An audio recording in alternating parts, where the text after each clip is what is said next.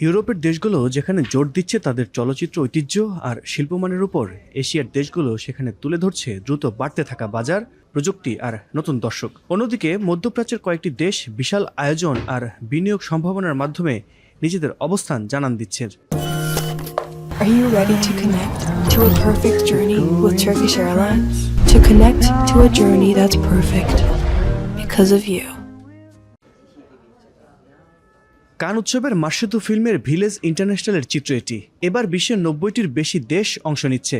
আয়োজকদের তথ্য অনুযায়ী এই দেশগুলো মিলিয়ে রয়েছে প্রায় 60টি iconic pavilion. We promote the co-production systems, we promote the cash rebate systems. Egypt Film Commission is a one-stop shop for all permits and approvals inside Egypt. কোথাও বিশাল এলইডি স্ক্রিন আর ভার্চুয়াল প্রোডাকশনের প্রদর্শনী, আবার কোথাও ছোট্ট কফির টেবিলে চলছে আন্তর্জাতিক সহ প্রযোজনার আলোচনা। এই প্যাভিলিয়নগুলোতে নির্ধারিত হচ্ছে ভবিষ্যতের অনেক চলচ্চিত্র প্রকল্পের ভাগ্য। Japan has 12 pictures selected for the official section in the festival. প্রতিটি দেশের উপস্থাপনাতেও চোখে পড়ে আলাদা কৌশল। ফ্রান্স বা ইতালির মতো ইউরোপীয় দেশগুলো জোর দেয় ঐতিহ্য আর শিল্পভিত্তিক গল্পে। দক্ষিণ কোরিয়া বা ভারতের মতো এশীয় দেশগুলো দেখাতে চায় তাদের বিশাল দর্শক বাজার ও বৈশ্বিক প্রভাব।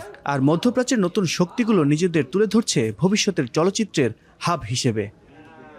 একই উৎসবে বিভিন্ন দেশের যেন একটা নীরব প্রতিযোগিতা চলছে।